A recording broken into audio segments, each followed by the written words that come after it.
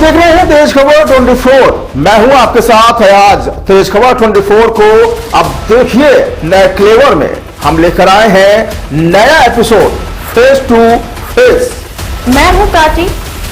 Face to face में हम अपने मेहमानों से कराएंगे आपका आमना सामना। मैं हूं अंशिका। हम आपको दिखाएंगे मेहमानों की कहानी और सुनाएंगे उन्हीं की जुबानी। मैं हूं आरिफ। हम आपको कराएंगे अधिकारियों, नेताओं और समाज के उभरते लोगों से रूबरू। मैं राहुल। हम आपको दिखाएंगे ऐसा सच जिसे आपने न देखा होगा और न ही सुना होगा।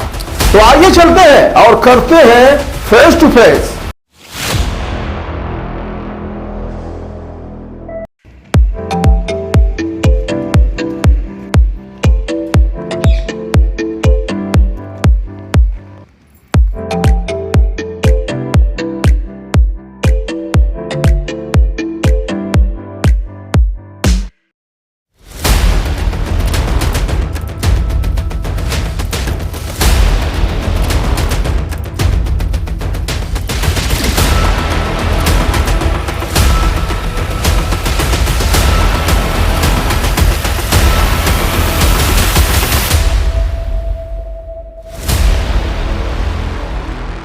हेलो फ्रेंड्स, तेज खबर 24 से मैं हूं आपकी होस्ट प्राची पांडे।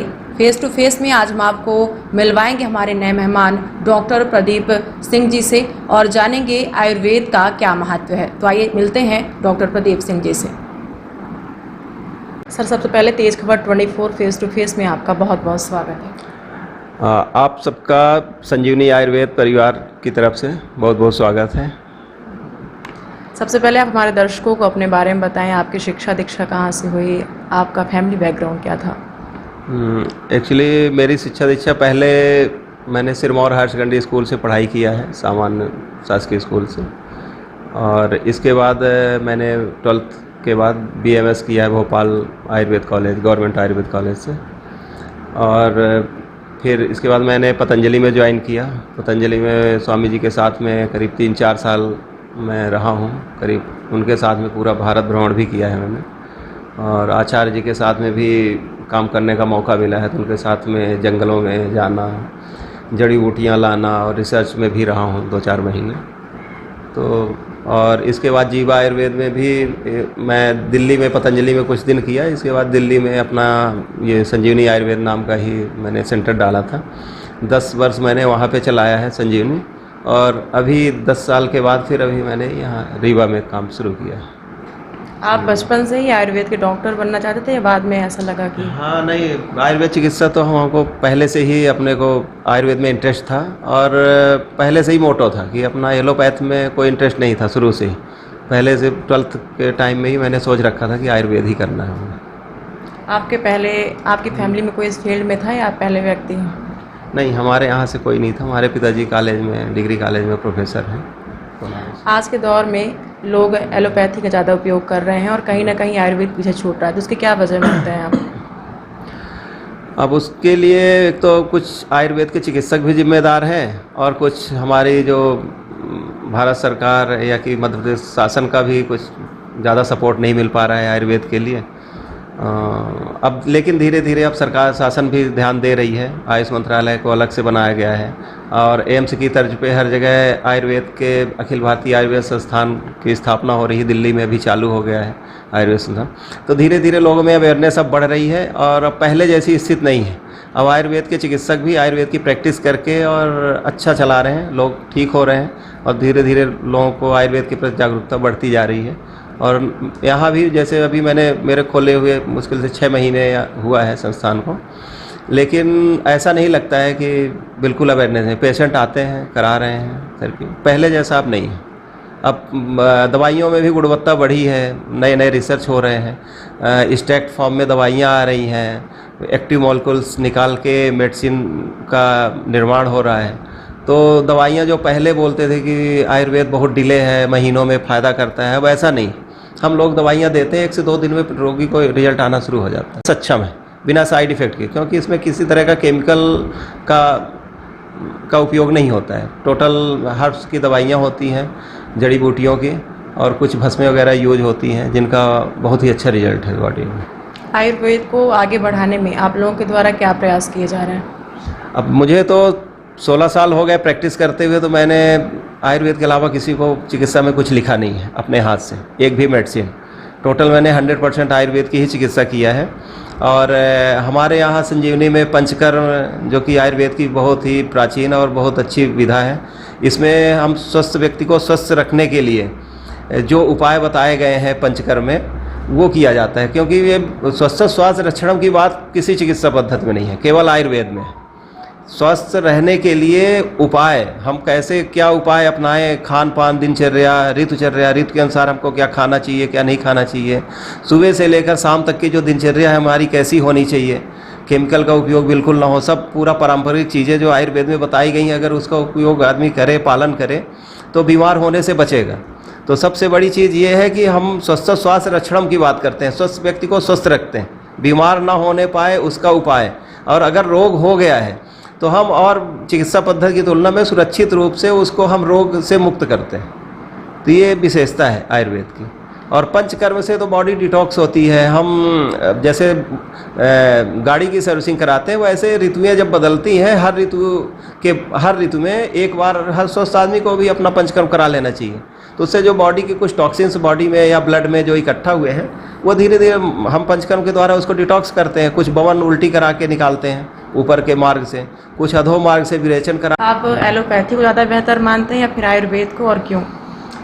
देखिए, कुछ जहाँ चिकित्सा की बात है वहाँ तो आयुर्वेद से बेहतर कुछ नहीं है, लेकिन कुछ इमरजेंसी कंडीशंस हैं, ऑपरेशन है, वहाँ पे उपयोगिता एलोपैथी की भी है।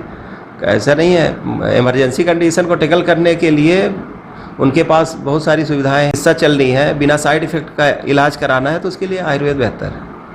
जैसे कोरोना काल में काफ़ी लोग परेशान हुए, बीमार हुए, मृत्यु हुई, लोगों को ऑक्सीजन बेड नहीं मिल रहा था, तो उस समय में आयुर्वेद की क्या भूमिका रही है? आयुर्वेद, देखिए, कोरोना काल में मैंने 2-3 बार आया कोरोना, मैं दिल्ली में था उस टाइम पे, और मैंने एक भी दिन क्लिनिक बंद नहीं किया है। जो कोरोना पॉजिटिव वाले पेशेंट आते थे उनको भी इलाज मिलता था, उनकी अलग लाइन होती थी, और जो निगेटिव वाले या रिलेटेड सिम्टम्स वाले आते थे उनको भी ट्रीटमेंट मैंने किया है। और 3 बार के कोरोना टाइम में मेरा ये अनुभव रहा है कि जितने भी आए हैं पॉजिटिव वाले, वो सारे पेशेंट हमारे यहाँ ठीक हुए, मतलब 100% रिजल्ट रहा। और जो क्रॉनिक कंडीशन में थे, आईसीयू में भर्ती थे, जिनका ऑक्सीजन लेवल 10 था, 15 था, 20 था, ऐसे पेशेंट भी, क्योंकि वो लास्ट स्टेज में थे, तो जिन हॉस्पिटलों ने अलाउ किया था आयुर्वेद की चिकित्सा, हमारे यहाँ से लोग बनवा के भस्म वगैरह लेके गए हैं, और उनका अगले दिन से उनका ऑक्सीजन लेवल बढ़ना शुरू हुआ है। क्योंकि एलोपैथ में तो क्या करते थे कि ऑक्सीजन देते थे और आईसीयू में रख देते थे, और एसी रूम, एक तो कफ चेस्ट में बढ़ा हुआ है, एसी में आप बैठा रहे हैं और सोच रहे हैं कफ जब भरा हुआ है तो आप ऑक्सीजन ऊपर से कितना प्रेशर से देंगे जब खाली नहीं है फेफड़ा ही। तो हम लोग क्या है कि हमारी दवाई से क्या होता था, कफ पिघलता था और कफ बाहर आता था, उसकी दवाइयाँ हम लोग देते थे। इसलिए जिसने आयुर्वेद यूज किया है उनमें से मरने वालों की संख्या अपेक्षाकृत बहुत कम है। आयुर्वेद की जो पद्धति है, चिकित्सा पद्धति, वो बहुत पुरानी है, फिर भी उसका स्तर जो होना चाहिए वो नहीं है। अब हाँ, वो नहीं है, लेकिन अब धीरे धीरे बढ़ रहा है। आयुर्वेद का धीरे धीरे विकास हो रहा है, लोगों में अवेयरनेस आ रही है, लोग एलोपैथी दवाइयों से परेशान होकर के साइड इफ़ेक्ट से उसके बहुत परेशान हैं। अब धीरे धीरे आयुर्वेद को अपना रहे हैं, उसका लाभ ले रहे हैं, अब लोगों को धीरे धीरे भरोसा भी हो रहा है, और आयुर्वेद की दवाइयों में अब गुणवत्ता बढ़ी है। और बहुत सारी ऐसी बीमारियां हैं जो अन्नपैथी में असाध्य बताई जाती हैं कि इसका कोई इलाज नहीं है। ऑटो इम्यून डिसऑर्डर बोलते हैं, जैसे रूमेटॉइड अर्थराइटिस है, आम बात को बोलते हैं, इसमें इम्यून सिस्टम अपना बॉडी का डिस्टर्ब हो जाता है, इसलिए होता है। एलोपैथी ऐसा मानता है, लेकिन आयुर्वेद में ऐसा नहीं है। रूमेटॉइड अर्थराइटिस, गठिया का जो रोग है, वो पूरी तरह से क्योर होता है। पंचकर्म और आयुर्वेद का जो हम लोग ट्रीटमेंट देते हैं, कुछ दवाइयाँ देते हैं। जैसे IBS रोग है, तो IBS में इरिटेबल बाउल सिंड्रोम बीमारी को भी वो लोग ऑटो इम्यून डिसऑर्डर ही मानते हैं, तो वो भी लेकिन क्योर होती है। तो बहुत सारी ऐसी बीमारी है जो दूसरे पद्धति में माने असाध्य बीमारी की श्रेणी में आता है कि खाते रहो उसको मेंटेन किया जा सकता है, लेकिन क्योर नहीं होता है। लेकिन आयुर्वेद में ऐसा नहीं है, जो असाध्य बीमारियां हैं दूसरी जगह वो हमारे यहाँ साध्य होती। तो ऐसा तो नहीं कह सकते, बल्कि चिकित्सा में अन्य चिकित्सा पद्धतियों की तुलना में आयुर्वेद चिकित्सा के मापदंड पे देखा जाए तो बहुत ऊपर स्तर पे। बस ये है कि आम पब्लिक में थोड़ा अवेयरनेस जानकारी की कमी है, लेकिन वो भी अब लोग समझदार हो गए हैं और दवाइयों के साइड इफ़ेक्ट से लोग परेशान हैं, तो आयुर्वेद की तरफ आ रहे हैं और बढ़ रहा है काफ़ी तेज़ी से आयुर्वेद का। आयुर्वेद किन किन बीमारियों को जड़ से खत्म करने में सक्षम है? देखिए, कुछ सर्जिकल जो डिसीज़ है जिनमें सर्जरी की ज़रूरत होती है, उनको छोड़ करके जो मेडिसिन साध्य रोग हैं जो दवाइयों से ठीक किए जा सकते हैं, वो सभी रोग लगभग 99.99% बीमारियां जड़ से ही ठीक होती हैं आयुर्वेद में। कोई 1-8% अपवाद हो तो नहीं ठीक है, कोई पथ्य का पालन न कर पाए या बराबर दवाई का सेवन न करे, वो बात अलग है। नहीं तो बॉडी को डिटॉक्स करके पंचकर्म की सहायता अगर लिया जाए, केवल दवाइयों से नहीं, साथ में, क्योंकि आयुर्वेद में बहुत सारी चीज़ें हैं जहाँ पंचकर्म है हमारे बॉडी के शुद्धिकरण के लिए है, उसमें साथ में हम ये अग्निकर्म करते हैं, क्षार सूत्र है, जैसे बवासीर भगंदर के लिए सबसे सक्सेस टेक्निक है क्षार सूत्र। बाकी मतलब इसमें न तो इसमें एक तो रिकरेंस नहीं होता है और क्षार सूत्र से पूरी तरह से जड़ से ख़त्म होता है, क्योंकि मैं 12-13 सालों से क्षार सूत्र भी कर रहा हूँ। और जीवा आयुर्वेद में मैं फरीदाबाद में जब दिल्ली में था तो मैं हफ्ते में 1 दिन जाता था वहाँ क्षार सूत्र करने। तो मेरा तो ये अनुभव है कि जितने मेरे हाथ से पेशेंट हुए आज तक रिकरेंस नहीं हुए, तो लगभग 99% तो है ही है सक्सेस रेट में। किसी का अपवाद हो आ जाए, ये क्षार सूत्र जो बवासीर भगंदर के लिए एक हम लोग कुछ धागे से ऑपरेट करते हैं, तो 100% सक्सेस है। और जैसे कुछ बीमारियां हैं, जैसे बात रोग के लिए सबसे बढ़िया गठिया, जिनका जॉइंट का दर्द है, लकवा वालों के लिए हमारे इसे अभी सेंटर में कम से कम 5-6 लोग ऐसे हैं जिनको उठा के लाते थे 4 लोग पकड़ के, और वो 10-15 दिन के बाद चलना शुरू कर दिए। तो लकवा वालों के लिए, बात रोग के लिए, साइटिका के लिए, कमर दर्द है, सर्वाइकल का है, ये सब एलोपैथ में तो मेंटेन ही होती, पेन किलर और कैल्शियम वगैरह दे करके मैनेज करते हैं किसी तरह से, वो भी ज़्यादा दिन नहीं। और हमारे यहाँ लोग पूरी तरह से जिनका साइनोवियल फ्लूइड वगैरह ड्राई हो गया है, हड्डियाँ घिस गई, वो फिर से रिजनरेट होती, जबकि बाकी चिकित्सा पद्धति में असंभव है। तो जॉइंट के लिए हो गया, पेट का बड़ा अच्छा इलाज है। चर्म रोग के लिए हम लोग एक जोंक चिकित्सा पद्धति है, उसको दिखाएंगे, जोंक रखी भी है हमारे पास, तो लीच थेरेपी बोलते हैं। तो वो लगा करके उसमें एक हार्मोन्स होता है हिरोडिन नाम का, वो पिक करती है तो छोड़ता है, उसमें नेचुरल ब्लड थिनर होता है। और जो असाध्य बीमारियां जैसे एक्जिमा है, सोरियासिस है, ये सारी बीमारियां जोंक लगा के, चेहरे के पिंपल्स के लिए बहुत अच्छा वरदान है। सर, आप हमारे दर्शकों को बताएं कि कहाँ पर किस चीज़ का इलाज होता है, किस चीज़ की थेरेपी होती है, क्या क्या उपलब्ध है आपके यहाँ? हमारे यहाँ पंचकर्म की सुविधाएं हैं, क्षार सूत्र है और अग्निकर्म होता है, लीच थेरेपी होती है। वो ये लीच है जोंक, इसको जलौका बोलते हैं, जलौका उच्चारण है। और ये भगवान धन्वंतरी के हाथ में ये जोंक समुद्र मंथन में ये ले करके भगवान धन्वंतरी प्रकट हुए थे। तो ये जो जोंक है बहुत दिव्य है और बहुत ही साइंटिफिक है। इसका स्किन डिसीज में और पिंपल्स है, एक्जिमा है, सोरियासिस है, जॉइंट पेन है, गाउटी पेन है, मतलब जॉइंट से रिलेटेड प्रॉब्लम और स्किन से रिलेटेड प्रॉब्लम के लिए ये बहुत ही ज़्यादा इफ़ेक्टिव है। और ये वरदान है एक तरह से, चर्म रोगों के लिए बोले तो वरदान है। जो बीमारियाँ बहुत ही जीर्ण हैं और 20-20 साल पुराने चर्म रोग इससे ठीक होते हैं, पूरी तरह क्योर होता है। इसके अंदर एक हार्मोन्स पाया जाता है हिरोडिन नाम का, वो जो पिक करती है तो वो हार्मोन्स छोड़ती है और हमारे यहाँ जो टॉक्सिक ब्लड है, इन्फेक्टेड ब्लड, उसको सक करती है। स्किन के लिए, पेट के लिए, पाइल्स फिस्टुला के लिए और जॉइंट पेन के लिए, इन सब चीज़ों जैसे सांस के रोगों का बड़ा अच्छा इलाज है। मेंटल जो डिप्रेशन है, माइग्रेन के रोगी हैं, उनका बहुत बढ़िया ट्रीटमेंट है। शुगर के लिए तो शुगर, बीपी, मोटापा, इनका अच्छा इलाज है। हम लोग थेरेपी करके और कुछ मेडिसिन दे करके वजन अच्छा रिड्यूस होता है, जबकि मोटापा का और बाकी चिकित्सा पद्धति में उतना अच्छा इलाज नहीं है। तो ये सारी चीज़ें का इलाज है। और स्त्री रोगों में जैसे लिकोरिया वगैरह हो गया, और बंधत्व की बीमारी है, जिनको बच्चे नहीं होते हैं, तो उनके लिए भी बहुत अच्छा ट्रीटमेंट है, जो कंसीव नहीं कर पाते। बाल रोग के लिए बहुत ही सुरक्षित चिकित्सा पद्धति है, जैसे छोटे बच्चों के लिए हम लोग देते हैं और कोई केमिकल होता नहीं या कोई साइड इफ़ेक्ट नहीं होता है। बच्चों के लिए स्वर्णप्राशन है, बॉडी का, बच्चों की इम्यूनिटी बढ़ाने के लिए, दिमाग की मेधा शक्ति को तेज करने के लिए। तो एक ड्रॉप आता है स्वर्णप्राशन, वो हम लोग देते हैं डेली 2 बूंद पीने के लिए। अब आयुर्वेद ये हमारी जीवन शैली से जुड़ी हुई चीज़ें हैं, हमारे वेदों से जुड़ी हुई चीज़ें हैं। तो इसको अगर हम अपनाएंगे तो बीमारी से मुक्त रहेंगे, बीमार होने से बचेंगे। सबसे बड़ा फ़ायदा तो ये है कि हम रोग हमारे पास एंट्री ही नहीं कर पाएगा अगर हम आयुर्वेद का पालन करेंगे। कुछ आयुर्वेद के लिए जैसे च्यवनप्राश वगैरह है, स्वस्थ रहने के लिए शिलाजीत है, अश्वगंधा है, मूसली है, हमारी जो इम्यूनिटी को स्ट्रॉन्ग करने वाली चीज़ें हैं, क्रौच बीज है।